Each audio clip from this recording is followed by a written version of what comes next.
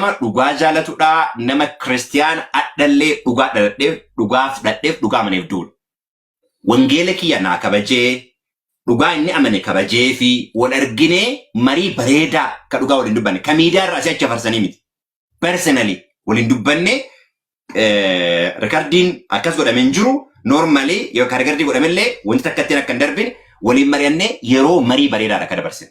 Wajjin achiin booddee ka jiru maalni obbolummaadha wal jaalanna bakka yeroo baay'ee wajjin teennee dhunnee nyaannee footoo kaanee akka bareeda dabarsine akka isaa ta'ee an dursee waa nyaadheera yeroo isaan na dhufan jechuu barbaadeeti. Kanaan ala akka teenne bakka tokkocha jechuudha.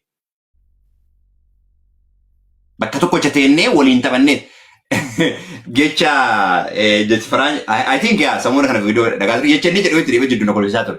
Obboleessi na wajjin deemaa ture bilbila haasaa ture inni nu biraa fagaate.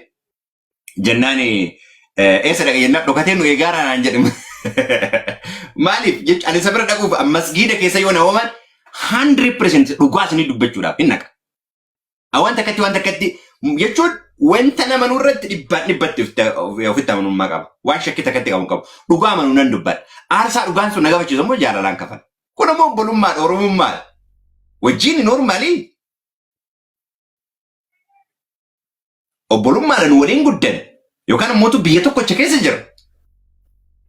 Kanaan ala kanafe an wanti isa dheessummaatu jira. Naannoo kiyyatti by the way, okay, urjii naannoo Arsiitiitti cidha yoo godhanne ciini kan Islaamaa nyaanni bakka tokkocha qophaa'a, ka Kiristaanaan qophaa'a, wanti dhugaan bakka tokkocha qophaa'a, cidha waliin godhanan.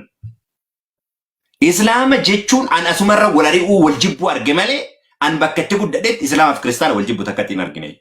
An personally jechuudha. Baay'ee wal jaalannaa dhugaadha waan isin ijaabedhin.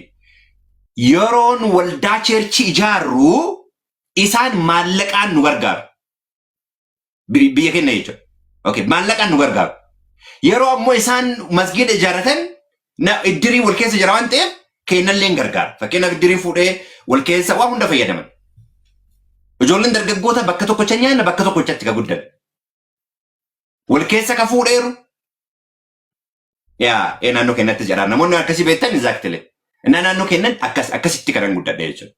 Kanaaf ani obboloota musliimaatiin dhugaa isin dubbachuudhaaf fakkeenyaaf torban sagantaa irraa badee ture yaadatta yoo ta'e torban sagantaa irraa badee ture sani namoota gasti keessummoota hedduu ture ka biyya alaatti illee bakkee garaatti dhufan. Hiriyyaan kiyya makiinaa ofiitiin guyyaa guutuu keessummoota naanneessan wajjin ka ture hiriyyaa musliimaadha. Musliima hiriyyaan kiyya ammallee jechuudha. Ammallee gaafa inni dhufu akkasii wal dhufne baay'ee kan wal jaalannu jechuudha. So kanuma malee waan biraatii miti. Isa akkasii fudhadhaa ammallee yoo ta'e baay'ee jaalladhaa baay'ee walitti dhiyaannaa wal jaalannaa dhugaa irra garuu gaafa dubbannu akkuma miidiyaa irra argitan san. Qaamallee gaafa wal arginu akkasumatti kan dubbataa jiru. Erga dubbannee xumurree kaaneen baaddee garuu achiin godha wal hammannee wajjin footoo kaanee waliin taphannee wal deemne jechuudha.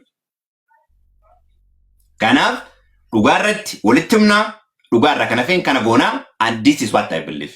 An personally kanarraa kan hafe yaada hamminaa jiru tariitii namoonni kallattisan wal qabsanii yaada yoo ta'e sana achuma pause godheen anu fi iyyaa press forward jaalala qabatte irratti.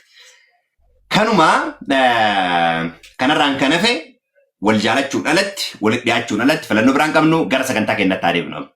Warri kanarratti burjaajii garaagaraa keessa jiran haa sirreeffatanii yaaduma jedhuuf kana dubbadhe kanarraan kan hafe wal jaalachuun alatti filannoon biraa filannoon biin hin jiru.